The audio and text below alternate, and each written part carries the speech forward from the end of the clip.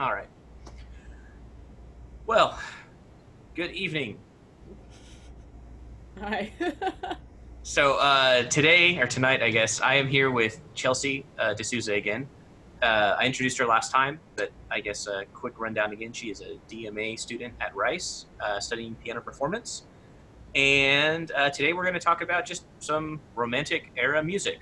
Um, so I guess first off, let me pull up my notes. Haha. First off, I really want to get your thoughts on just like the romantic style. Um, what are some composers that you are familiar with in this style, and what has your experience been so far with the romantic style of music? Well, there are a couple composers that are very typically associated with piano romantic music in particular, and those are like Schumann, Chopin, Brahms, Liszt, and they all have very particular, unique styles. And those are kind of the first composers that a young pianist gets to know and Mm. starts to enjoy playing their music because it's very outwardly expressive. You can be more free with it than some of the composers we talked about last time in the classical era, like Mozart and Yeah, Beethoven. Right, all of a sudden we have this notion of rubato. So you're also expressing emotions through time and not just other dynamics and things like that. And so I think it's that like kind of freedom that starts to characterize the romantic period more than before. And composers are developing their own ways of expressing these emotional yeah, affects. Uh, right. I yeah. think so. Rubato, that's a big part actually of this whole era, stylistically speaking. So for my students, literally it means robbed time. At least that's what I was told. At least. Yeah, Um, that's exactly what it means. yeah. So essentially, when you have rubato in music, right, you're taking musical phrases, musical moments, and just either like stretching them or making them, speeding them up. You're just playing a lot with like phrasing and time and you can get this really cool emotional like draw out of this concept of rubato. Uh, Hmm. to me, that's one of the biggest things, I guess, of this era. That's one of the like the pillars of this era is that sort of like musical expression through rubato. Right. And it happens. The coolest thing I think is it happens like in all like the genres across this era. It's like it's in like every opera, every symphonic work, every chamber piece, all the art songs have it. Everything. It's like everyone is using this concept of rubato. Right. It's one of the most important ways of expressing affect during this period. But what's interesting about it is that every composer has their own way of using it. So you wouldn't use the same rubato for Schumann and for Chopin. Yeah, yeah, And there's this thing that we always say about Chopin, because the tendency is to use a lot of rubato with Chopin because his music has these beautiful melodies with accompaniment, right? And like his nocturnes and some of his preludes. But there's his students have written about how he always made his students play the left hand with the metronome, so you could take as much freedom as you wanted in the right hand, which had the melody, but it always had to fit into a strict pulse in the left hand, which is really hard to do. So it's yeah. like rubato, but within certain parameters, you know? Right, right. Now that makes a lot of sense. So you know that style or like that idea of playing, I guess, where there is a constant pulse happening and Hmm. then something kind of freely unfolding on top of it. Uh, that's a really just cool concept, man. And those moments where you get just that underlying like harmonic pulse, Yeah. and this beautiful floating melody on top of it. They There's just something that's like unreal about that, about that feeling, about this steady thing that is there, and it's like that there's a constant thing, right? And then this sort of like thing that is not constant on top of it, I guess. I don't know. It's hard to explain, but it just, to me, it always gives me chills, man. Like I'm thinking about it, I'm getting goosebumps. Right, uh because it's so and it's so unique to whoever's performing it, right? Like, even Yeah. though we know what rubato is and how a composer might have wanted us to do it, like, I would play it totally differently than the next person. And what's fascinating about it is I had this teacher who always used to say, yes, you're robbing time, but you also have to give it back. So basically, what Ah. she meant was if you're going to stretch something out, then right after that, you have to speed up a little bit so that the big pulse is pretty constant, right? So we're not going like completely free and just Right. take as much time as you want. It's a very organic way if you stretch a little and then you like go move a little bit to make up for that. And that's what creates Yeah. this, like push and pull in the music. That's actually really interesting. So you're talking about the sort of like big pulse, that sort of phrase Mhm. long thing. In a lot of like just modern rap music, actually, there is this like weird sort of rubato that kind of happens. So in the way that like producers make beats and stuff, they'll Yeah, take like a pre-recorded sample, but those hits that like for a drum sample aren't going to be exactly in time, right. but then they loop that progression or like that pattern over and over, and it creates this really odd sense of just like breath in this like mechanical phrase. Right. It's really interesting, and like with when you just apply that concept to live players, it's like everything just comes to life even more. It's Yeah, because I mean, no one plays perfectly in time. It's just impossible. right, right, right. So, Uh, that's pretty cool. So that's a basic rundown of like the style of yeah. the music, right, of this era. Well, But the harmonic style is also changing, right? And that's another big yeah, thing. Like the use of harmonies and the use of harmonic effect is also really important. So I mean, presumably you guys have talked about like your basic harmonic sequences that we hear commonly in a rap little music, bit, yeah. right? Yeah, so it's like mainly like your 1 4 5s with some like cool chords, but here they're really stretching the boundaries and like also Right. key modulation. So you're going to very distantly related keys, which you didn't really see before. Right, right. Everything tended to be related to like that tonic note, right? That in like the classical era, everything was centered around this one note, and everything relates to that. But yeah, you're right. In the romantic era, composers and musicians, they just get more and more adventurous with like where they can go, and how all of these chords relate to one another. Even Yeah. um, I think one of the most interesting like aspects of this era is that how like these dominant chords, like they just get more and more tense, right? It seems to be a thing of this era. They just add more tension to the music, Yes. Yeah. and different composers have different ways of doing that. The more conservative ones, they just seem to add more notes, but like the more adventurous composers like Berlioz, they just add more sounds, Mhm. and it becomes more this like they're painting a picture in a way, more Yeah. much more so than like Mozart or Beethoven we're thinking about. I think. Yeah, I mean, colors are becoming really important. And of course, this sets us up for like really late romantic impressionist stuff that Mhm. we see in art as well. But definitely, and this is probably because also the instruments were changing. Like we talked, Yeah, last time about how right. the piano was changing. And so now the piano has such greater capabilities that composers can write accordingly. They have more of a bass and more resonance. They have the damper pedal, which can sustain sound. Mhm. So it's like completely different. And then you have also the rise of the solo recital, which wasn't Uh, a thing before, and we have Liszt. So, you right, have to write something dramatic enough to capture the attention of an audience for an entire concert. right, right. Man, talking about Liszt for a second. So I'm curious, what are your thoughts on Liszt, actually?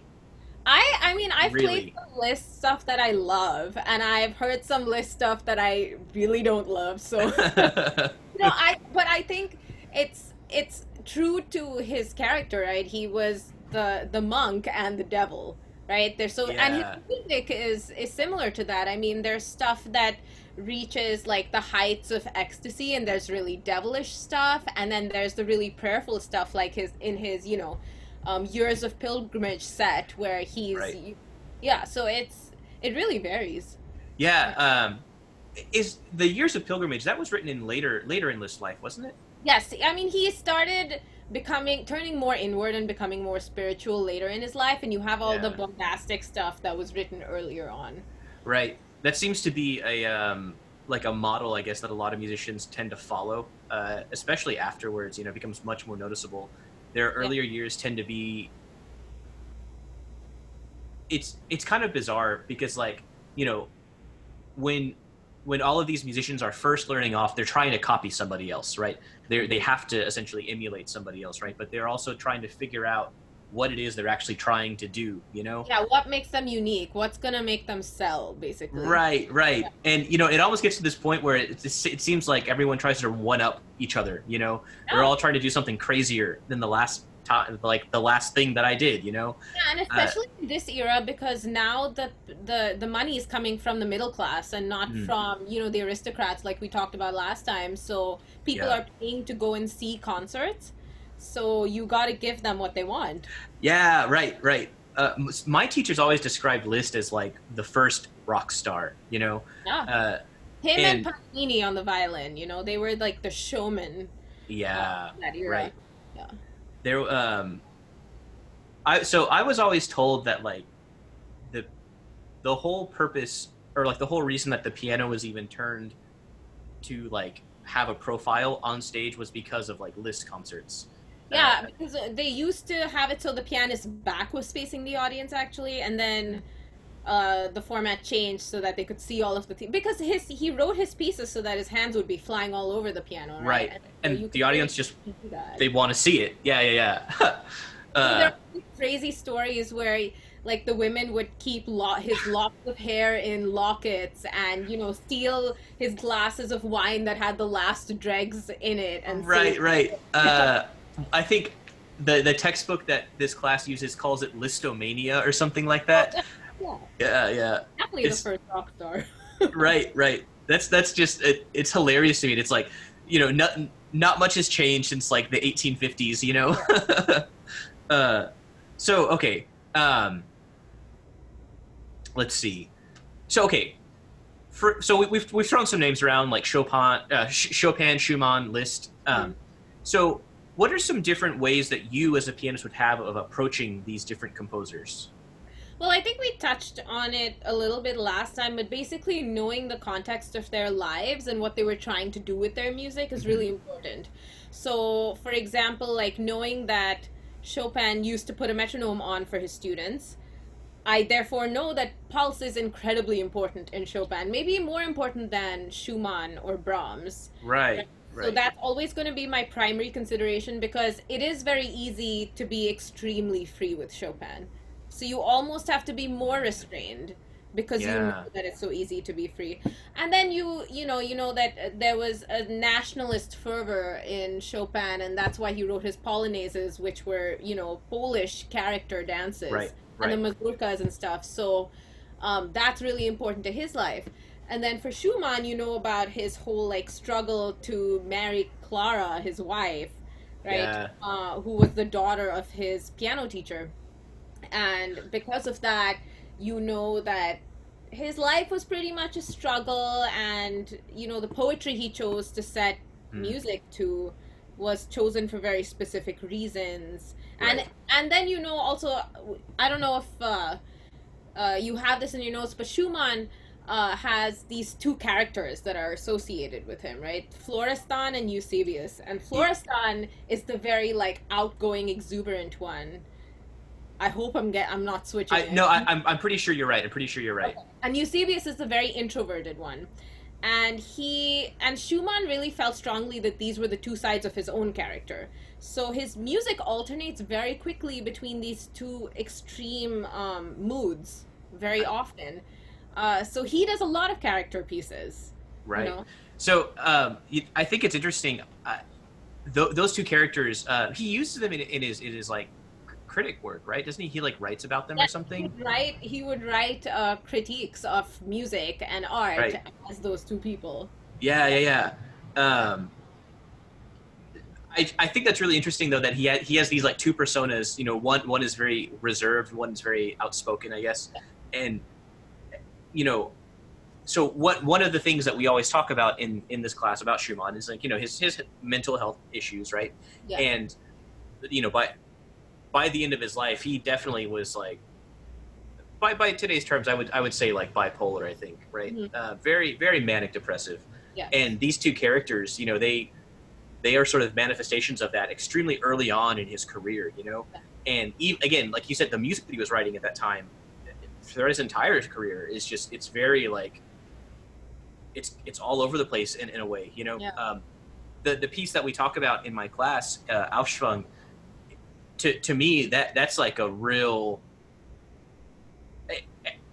it in that piece it encapsulates both of these ideas, right? Because there are moments where it's very peaceful, it's very just like very reserved, and then there are moments where it just like opens up and Right. It really soars. Yeah. yeah, exactly. um I actually find that piece to be really interesting, because so to me I feel like that there's that constant return to that bass note, that really low note, Yeah. See. Yeah. yeah, Yeah. to That me. doesn't go at all with the harmony that's happening in the upper part of the piano. So it's really interesting. Yeah. Right, right. I've always felt that is just like that's this piece is representing like a falling dream, or like a dream where you're flying or something, right? And like that low C, it's like that is the ground, and like it's always there, right? And the coolest thing about that is I feel like this piece opens up and like you are this character and you are just falling, right? And like Right. the ground is coming closer and closer, and it's like there's nothing you can do about it either. Like it's there. I don't know. There's to me there is so much like character to all of these pieces there, and there's a definite story behind them that I've always like Yeah. really identified with. Yeah. um Well, and he used the titles, to of indicate course. the characters, which was not really very common before his time. Before that, the names of pieces were always sonata or prelude and fugue, and with these Yeah, character pieces, he's really indicating the mood that he's trying to convey. right, right. I guess historically this kind of gets known as like programmatic music versus absolute music. Absolutely, yeah. And in the Romantic era it seems that programmatic music definitely takes the front seat a little bit, you could say. Yeah, but there was a big war happening amongst musicians at the time, which there, like Schumann had a sort of a music circular magazine thing that he wrote for, that he started, and there was a big war. Like Brahms hated programmatic music, right? So music with textual or literary associations. He thought that the music had to be enough to speak for itself, and Schumann, it's hard to put him on either side of the argument because his music has very strong associations with stories and characters. But there was never, a story written. The way like Berlioz's Symphonie Fantastique has a literal Right, program for each movement. right. So this pretty much characterizes all of the arguments and like conversation that was happening about music in the Romantic century. Right, right. That's something I've always found really interesting. That sort of like that big feud between the absolute composers and the programmatic composers. And what Uh, I think is really funny also is that they both lay claim to Beethoven as being their ancestor, because some of them say like the Ninth Symphony is so programmatic, so Beethoven must have meant to move in that direction, and the rest of them say, well, the rest of his music is not. Uh, yeah, it's pretty funny. right. So it's like clearly he always meant to stay in this sort of absolute camp. Yeah, that is funny, man. So oh man, I totally forgot what I was going to say now. Great. Uh, I guess that's kind of interesting though, how both of these sort of ideas of music, right? They both stem from Beethoven essentially, and I think it's really important to just understand that everybody in this era of music, like they were ridiculously influenced by Beethoven. He Yeah. was like the guy. Um, and I mean, do you have any thoughts on as to why that is? Maybe. Well, I think he expanded and all the forms. Certainly, we talked about how the symphony was Mm, suddenly became so much longer, and it really set the symphonic stage for Brahms and eventually like Mahler. yeah. um, but also harmonically, I think he turns the classical into the Romantic era because Mm, he starts experimenting with what the resonance of the piano can do. Um, with his string quartets, he's really pushing the way the instruments are used to create affect. Harmonically, like you talked about with making the dominant chord more tension filled. I mean, Yeah. Beethoven's the one who starts that, Yeah. like in some of the sonatas I've played. I mean, I think it's in some ways even more jarring than the tension you hear in the Romantic era composers because Mhm. it's so uncharacteristic of the music that's happening around it. Yeah. I mean, Right. it happens out of nowhere, these sudden chords that are supposed to just jolt you.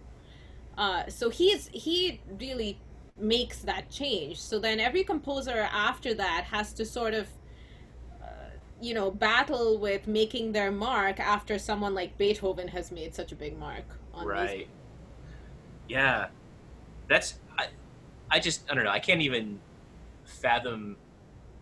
I guess being in that world where there is like one person who is so monumental, and it's like you have to best this one person in order to like Right. make your Well, name. and the problem is he also wrote in pretty much every single genre, right? He wrote so Yeah. much in quartets, trios. He wrote so much solo piano music, concertos, symphonies. I mean, the only genre that he maybe didn't do too much in was art song. Yeah. Right. But he wrote a cycle, and he was kind of the beginning of the song cycle, which Mozart wrote songs, but he didn't do song cycles. Right. Right. Well, speaking of song cycles, direct segue into like the next thing I want to talk about. So Schubert, what do you know about Schubert? Schubert is one of those composers that kind of sneaks by you. I mean, he has these huge piano sonatas that are so intellectual and just so emotional that, Yeah. but in a very restrained way. I think of him as a very restrained and poised composer. So he's definitely, for me, I think of him as early romantic. Oh yeah, no doubt about that. Yeah. Yeah. uh, no man, Schubert is like my guy. When I was first getting into music, uh, I was taking voice lessons, and I got really into Schubert's music.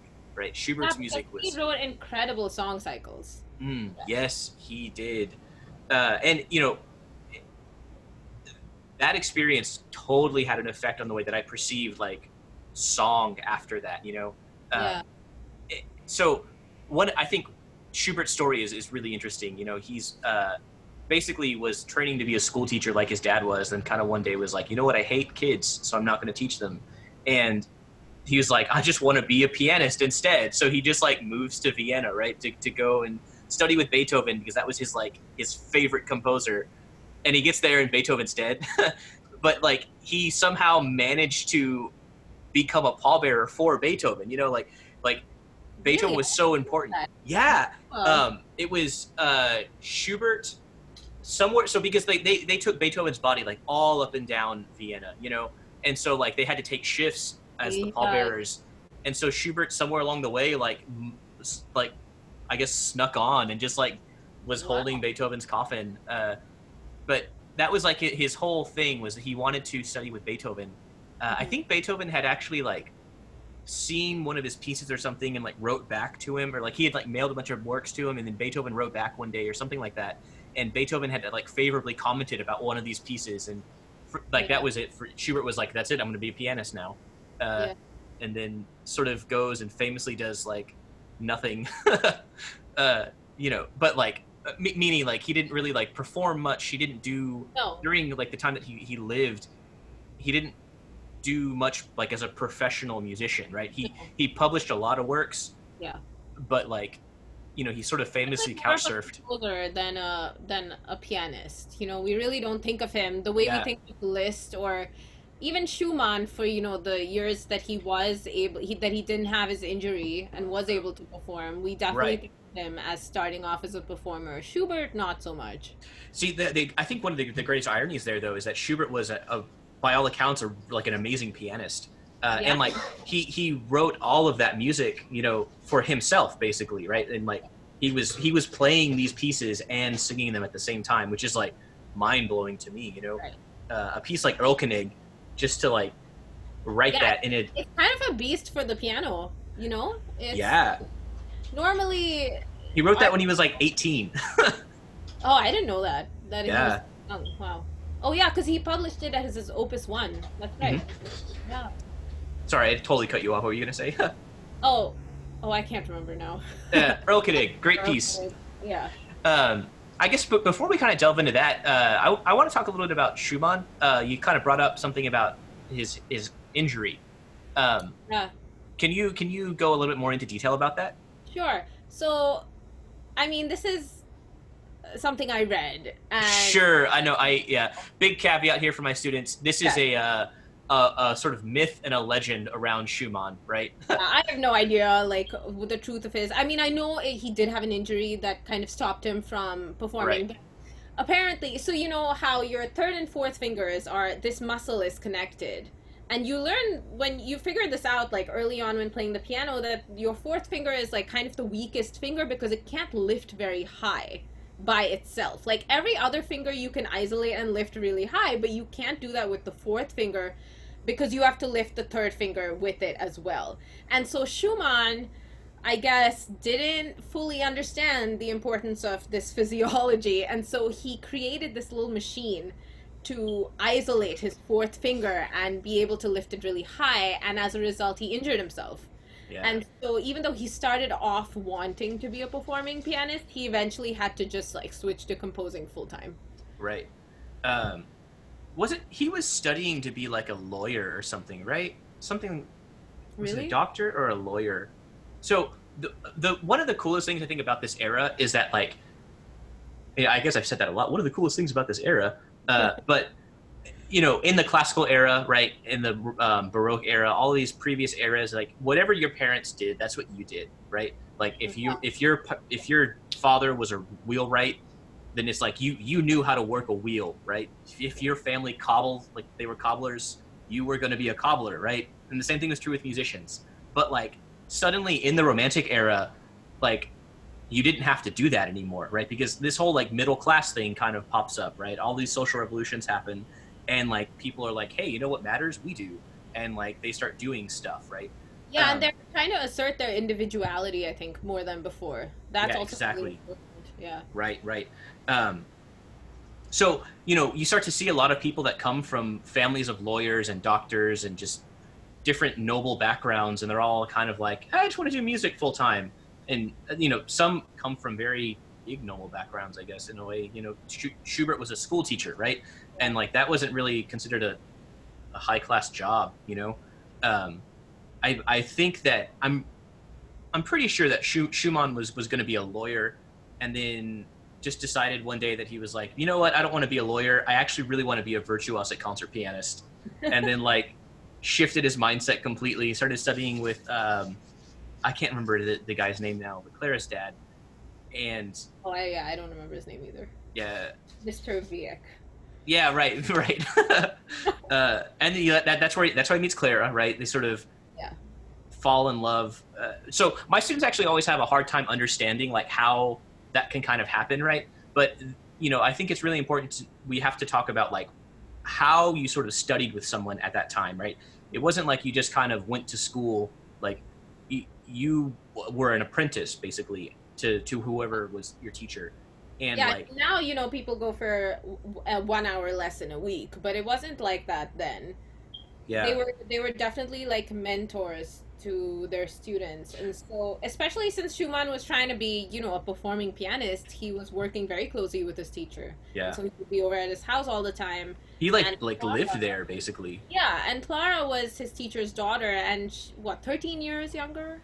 something like that. Yeah, Yeah, I a feel huge like age difference. So he actually knew her since she was pretty young. yeah, yeah. So take that as you will, but like they have a really interesting story though, because Schumann is there for what, like 5 years or something, 5 6 years. Like it's an extended amount of time he's with that family, Yeah. uh, and over the course of that time, like him and Clara get really close, uh, and then like uh, what was her dad's objection? Basically, her dad just didn't like Robert, I guess, or Robert I Schumann. think it was actually that he was trying to be a pianist and he didn't think that he would be able Yeah, to support his daughter because his daughter was trying to be a pianist, and right. her dad was actually like really pushing her to like concertize and tour and stuff. And I mean, of course, probably the fact that she was so young, because they actually ended up fighting a very long court battle for her to get basically emancipated, so that because she was not a legal adult yet. Right. And then they ended up winning that court battle, I think, like the day before she actually became a legal adult. But Yeah. so it was a long, drawn out fight for them to be together. Right.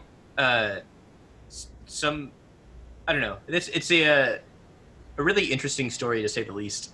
I always thought it was like bizarre how they take it all the way like to the court system, and it's like, whoa, Yeah, that's they serious, fought for it. Yeah. Yeah, like real serious stuff, man.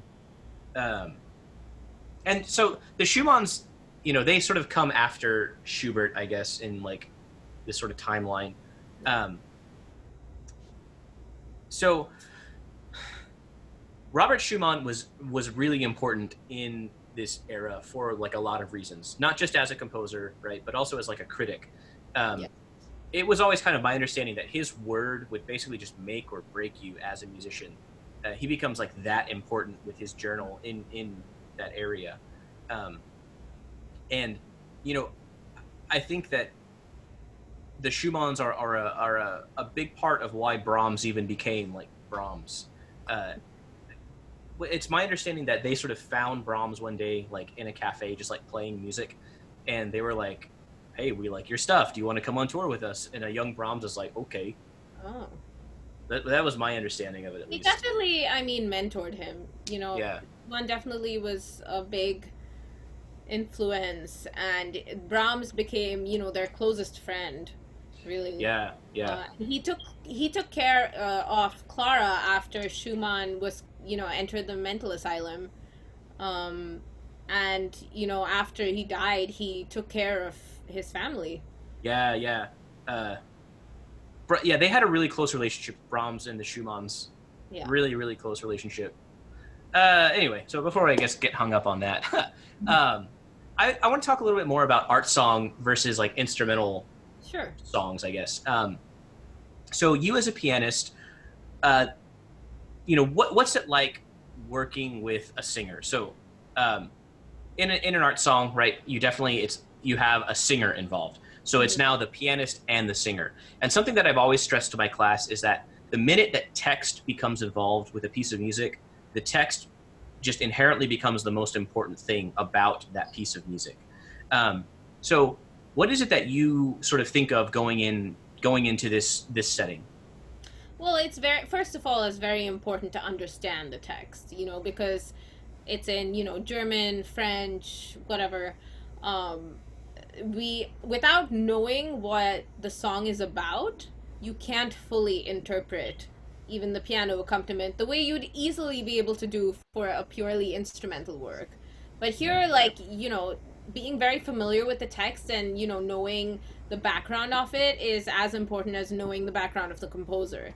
And beyond that, you just all of a sudden have to deal with the practical issue of you're making music with someone who needs to breathe. That's a really important thing, which someone who's not familiar with playing with singers, it's easy to forget, because as pianists, we breathe all the time while we're playing. And Right. so being very aware of phrasing and where a singer needs to take a breath to be able to complete a phrase is really important, and that shapes your interpretation. If your singer tells you, I need to take a breath in this place so that I can make it to the end of the line, Uh-huh. then you have to sort of make it so that them taking that breath, that slight amount of pause, actually feels musical. So like maybe you're gonna Uh, have to slow down leading into it, or you're gonna have to like add in a little bit of space, and then, as we talked about, like giving back time after you rob it, all of these right. considerations suddenly come in. Right. um So, but I think it can be a really fulfilling collaboration. oh, no, Yeah. no doubt about that. Yeah. Yeah.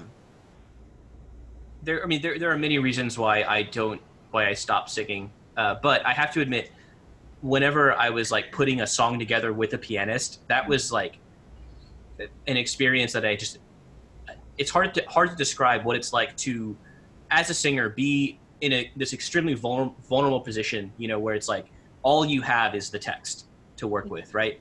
And to combine that with a pianist, and it's it's a very different setting than actually playing an instrument, or like Mhm. playing like a sonata with just one instrument and a piano or something. Yeah. Actually performing a song it's so much more just intimate, I guess. I would agree. Like I think some of my most emotionally charged performances on stage have been these song cycles. One in Yeah. particular by Schumann, called Frauenliebe und Leben. It's like about the life and love of a woman, and it's it's I think 7 or 8 songs, and the melody at the beginning, the opening theme is about when she's first falling in love, and when then it comes back in the last song, but it's after her love has died. Her Ah. husband has passed away, and it's the exact same theme with a totally different emotion, Hmm. and performing that for people in on stage was so emotional. Like we both had tears at the end of it, in our eyes Yeah. on stage. So yeah, you're That's right. I do think it's particularly intimate. yeah. I mean, that's just there's something powerful about that, when you combine words with music, it takes things to like the next level, I guess. um and again, I have always been under this conviction, or held this conviction, that once words become involved, they become the most important thing about a piece of music, because as far as the audience is concerned, I feel like the words, they can connect with that just Yeah, on a different level, and it's like that's what makes a good country song right. in a way. It's like the story behind the song, right? The Yeah. music could be the most uninteresting thing ever, but if the story is there and people can connect with that, then the music just enhances all of that. Yeah, and especially in these art songs, the music is so beautifully enhancing the text Yes. that it just elevates the whole effect so much more. Yes. Yes. If we can sort of jump back to Schubert for a little bit, I think Schubert was a just a master at doing this. What was he, the I guess the grandfather of the lead? I think people refer to him as. Wherein, like, it's like Wolf is the father of the lead or something like that. Like Yeah, Wolf. it came much later, so yeah, Yeah. probably the first. Yeah. His I output was so large. yeah, for as young as he was too. I think he died when he was like 33 or something. Oh, I thought Schubert lived. It was in his 30s. He Oh, Schubert died very young. Um, like all the rest of them, he died of syphilis. yeah, yeah. um, but so Schubert, he lived a really short life, but he had an immense output, like hundreds upon hundreds of songs. Yeah. He only wrote what, 2 symphonies or something like that. Yeah, there Uh, was not much orchestral music. yeah, it's His largest output was for voice and piano, and then for solo piano. right. Yeah. I think probably because like he was just writing for himself, and he had a deep understanding of poetry. There was whoever he was staying with at the time that he wrote the Erlkönig. They sort of have this account of like that day, and it was like, at noon, Schubert wakes up and then just like goes to the piano and starts writing music. Or no, it was he wakes up at noon and starts reading a book of Goethe poems, right? And finds one of them and then just memorizes it, and then Mhm. goes and sits at the piano and then just writes this song. And then he has the Erlkönig in the span of like 4 hours, and then goes to a cafe and sits and drinks coffee for like 3 hours, Yeah, and then that's goes and performs it for like the rest of the night. this like cross pollination from one art form to the other. And Yeah, I think that's like the best thing about art song is that yeah, we have all of this amazing poetry, and we also get to listen to it as song. right, And right, the Earl Koenig poem is like, even within poetry, is considered one of the greatest ballads of all time. yeah, yeah, And it's definitely a like one of the best leader of all time. right. That was one of the I was working. I remember singing that piece actually, uh, and it's hard. That's a hard piece to like perform. It is because not, I mean, the piano part is hard, of course, but then the vocal part is hard because the singer has to sing four different characters. Yes. The way Schubert differentiates between them is by putting them in different registers, actually. So you have to have pretty large range to be able to pull it off. Yeah, right. Um, and it speaks a lot to Schubert and his sort of like musicianship, because Yeah. again, he was like playing this piece while performing it. Uh, so I guess I want to give a quick rundown kind of this piece of music real quick. The basic story, and believe me, it goes much deeper than this. But the basic story is that there's a father and he has a sick child, and they are on a horse racing through the woods, and they're trying to get to the doctor because the child is dying. But along the way, the child sees this sort of figure that's chasing them, right? And this is the Erlkönig, or the Elf King. Uh, it has a lot of different names. Basically, this is death, right? This is the persona, like the representation of death. And this figure chases them, and the boy keeps crying out to his dad, like, "There's something chasing us." And the dad says, "No, don't worry about it, right? It's not there." And then the Erlkönig speaks and says, "No, I actually am here," right? And then eventually reaches out and touches the kid, and the kid is like, "Oh no, dad, it grabbed me." And the dad was like, "Don't worry about it." But then it turned out the kid dies, right? Great. So this is not a happy poem, like by any stretch of the imagination, right? And I think it speaks volumes of Schubert's just understanding of art and music, that he was able to write, perform, and just conceive of this monumental work, right? Because like the fact that he did this all when he was like 18 also is just mind blowing to me. Now, this piece, right? There are several different characters in this piece, which you already mentioned a few of them, right? So I'm Yeah. pretty sure what we were talking about this earlier. I always forget. Are there four or five? Well, there are There's four in the vocal part and then a separate character in the piano accompaniment. okay, right. So, um, in the vocal part, right, you get the father, the son, the Erlkönig, and the narrator, Hmm. right? So the narrator sets up the story, right? They tell us everything about this piece, and the narrator. I always thought this was really interesting that you mentioned that they appear in different registers, right? So the narrator is a very neutral middle register, right? Yes. And so it doesn't even have much of a melody either, which I think is really interesting. It's a very neutral character, right? Because it's the It narrator. doesn't move very much. It's kind of like a monotone compared to the other characters. Yeah. Yeah, right. Uh, and I think the first voice we actually hear after the narrator, I think, is the dad.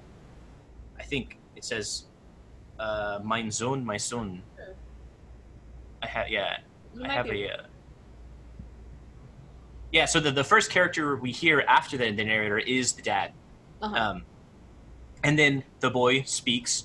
So I think it's really interesting how they contrast, or how Schubert contrasts these two characters, right? So the father is exists in a very low register, right? Because this is like the sort of musical personification of like manliness, right? These sort of low notes, right? Versus the child, right? They exist in the upper register, these Yeah, and as the notes. piece progresses, he gets higher and higher as he gets more scared. Exactly right. That's something that's really creepy about this piece too, is that like this boy just gets more and more terrified as they go along, and the dad is just like, "Whatever, kid, there's nothing there," and the kid is just like, "No, dad, no, this like ghost is chasing us, help." uh, Right. so we have these two characters, right, and they are both pretty frantic in nature. um, Yeah. so you could probably explain more about the piano piece, or the piano part that's happening at that point. It happened like, I'm sure we can both recall like the introduction of that piece, right? It's just Yeah, God. It's those terrifying like, actually. yeah, right. It's like a crack of thunder, like right off the bat. It's Yeah. it's very like it it always reminds me of those old like 1920s 1930s black and white films where it's Oh like the yeah. villain is Yeah, like, you just see the castle and there's like the lightning bolt over it. yeah, And, like swoop exactly, of thunder and everything shakes. Yeah, it's exactly like that. yeah. um Now, something that I think is really interesting about this is that the way that Schubert sets this piece up, he sets it up with the horse, right? The horse is the very first thing we actually hear. Could you describe a little bit about like that character in this piece, I guess? Yeah, so it goes pretty much non-stop during the entire piece, which is exhausting to play. It's these like octaves that keep going on the same note, so repeated octaves that happen really, really fast. And for those of you who don't play piano, that's really hard to do. I Yeah. mean, that's So like a how tricky big thing. of a stretch is an octave on like So on that's your hand? it's about this much. It's not that it's a big stress, but it's the repetitive stress of doing that over and over Exactly. again. Right. So Um, having like this shape, right, and keeping these fingers sort of like stiffened in a way, yeah. and having to keep that motion constant. Right. I mean, it's hard enough to play repeated notes with just a single note just because of the action of a piano, right? You have to give Right. enough time for the note to come back up before you can play it again. So Yeah. doing that like in this stretched out position is even more hard. And you are doing completely different things in your left hand. Right. Right.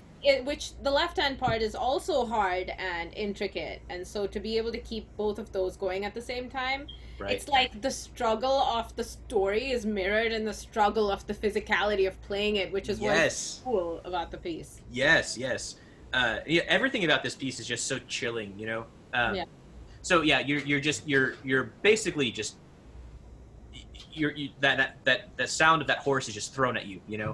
and you have that octave, and then you get that like you said, that low melody in the left hand. Yeah. I always thought that was really cool because it's like the wind kind of rustling through like the leaves of this forest. Yeah. Yeah, it's I think it's important to note that it's the right hand that has this like repetitive thing, and Right. the left hand is what brings in like the uncertainty, because Yeah. normally in accompaniment it's switched, right? Like your left hand is the less important thing that keeps repeating, whereas the right hand has the interesting stuff. Whereas here it's switched, so he's really trying to use the bass resonance of the piano to sort of creep in and like create this little rumble. Yeah. Well, so that word, just like creep, like this whole song it's everything about it is just so creepy, Yeah. because just even like reading the text, it's so just like it makes your skin crawl in a way. Well, I But think so it's just, like terrifying, the idea of a kid being able to see something that you can't. Like that is the number one trope of horror movies that I cannot deal with. So oh, yeah, right, right, right. like Oh, exactly that. yeah. And so that's something I think is really important to note about this era is that like these concepts, like this idea of like horror and fantasy, they they really are coming into prominence now in the art world. Right. Things aren't nearly as flowery as they were before. Um, No. it's almost like this sort of, I mean, it makes sense as to why like these sort of existential like notions kind of come out of this era. And like this expressionistic music to sort of follow it makes so much sense. um Yeah, and I mean it's the same thing with the Berlioz Symphonie Fantastique, like yeah, witches and like all that kind right. of stuff. That's a whole nother can of worms. uh dude dude sort of, oh man, he takes too much opium, has like Yeah, a I mean that's has a it. bad It's trip, and then yeah, writes music about it. right, right. Oh man, there was a funny Bernstein quote, and basically he uses that piece as like an anti-drug sort of thing, and he starts talking about it, and so I can't remember exactly what he says, but the end of it, he's like, yeah, and as Berlioz found, if you have too much of a good time, you'll get lost at your own funeral for 7 hours, and That's it's like, man, Yeah, but but I mean, it's true. I don't know if Schubert was on any drugs while he wrote this, but it's very evocative. I think yeah, right, right. is Um, the point. So yeah, to sort of get back on track here. So yeah, we get this horse, right? We get the narrator, we get the father and the son, and all three of those, they have a very similar characteristic. And I think that that's really interesting how it's very frantic, right? But that's also like the real physical world in a sense, right? You have Yeah. this horse, the father and the son, and the narrator is kind of just the setting in a way, right? Yeah. But this is like the physical world. Mhm. And then the Erlkönig comes, right? And it's like a completely different shift. Like everything changes. Yeah, Uh, the usually singers will sing that part sort of softer and yeah, more insidious. It's like right. you That's a good word for it. not as like tangible or real as the humans in it because you don't know what this is. Like, is it a personification of death? Is it just like a child's fever dream? Right. Like, what's going on? Like, So, what is actually happening? right, right. And Yeah. the Alkonik is having fun, so Uh, he's like in a good mood, so he's like trying to entice the child. And so for a singer to be able to do so many different characters in the space of one song, I mean, Schubert's asking a lot off the singer too. yeah, right, exactly.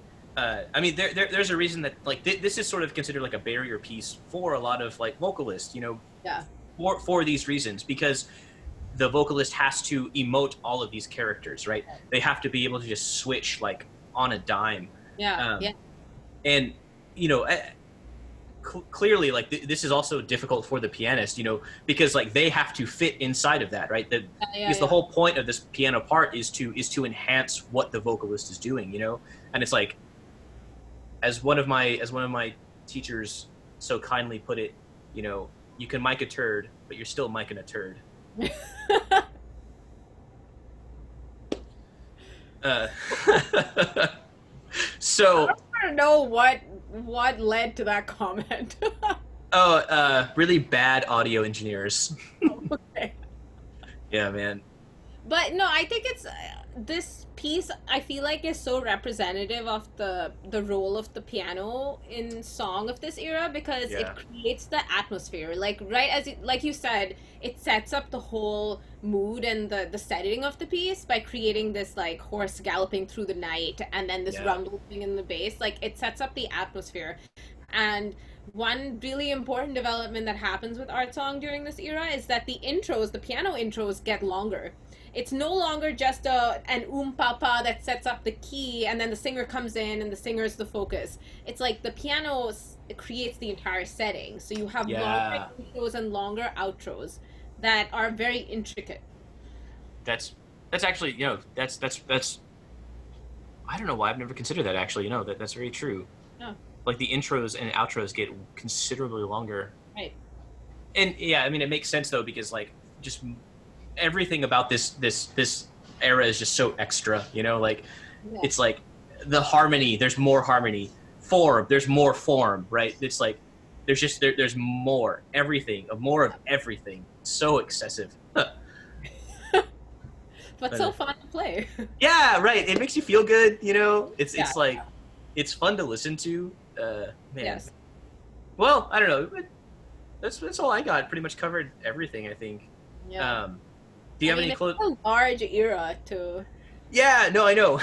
it's there's There's a lot This going is definitely not the full scope of the Romantic era, like at all.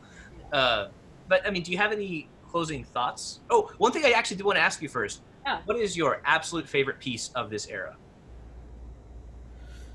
Oh, that's really hard because like even like I said, this era is so vast that I actually have like several boxes within it that I see as so totally separate. But Yeah, I right. will say like one um If you just had to pick one. so there's a cycle of preludes by Chopin. So it's 24 preludes and there's one in each key and the whole thing is about like 35 or 40 minutes long and Yeah, uh you can play them separately but it's a really special thing to play or listen to them all 24 of them in their yeah, entirety because somehow Chopin manages to sort of string them together and one flows into the next and I think it's a beautiful experience to like listen to it yeah, as a whole. So if you have 35 minutes, like go and listen to the 24 Chopin preludes because and here again you'll see like from one prelude to the next such extremes in character, extremes in length, yeah, like one prelude that's 2 lines long and another one that's 4 pages long. Um, yeah. so really like running the gamut, and I'm sure you'll recognize some of the tunes, in the Chopin Mm. preludes because they've been quoted so much in different, Yeah. uh, yeah, They appear all over in like all sorts of pop media, like even like in pop songs they yeah, pop up, you know. yeah, Chopin's music actually gets sampled a lot in like a lot of lo-fi hip hop. yes, it's true. Yeah. Cool. Well, awesome. So any final thoughts kind of on piano and the Romantic era? I feel like we covered, a lot of it. Yeah, Uh, I guess, yeah, a closing thought would just be that the emotions is, at the forefront of everything yeah, you guys are trying to do. Like, form is important, but not as important as it was before. Like, everything is in service of the emotion. right. Yeah. That makes sense, man. Yeah. Well, thank you so much for sitting and talking to me. You're welcome. And class, I, you know what to do.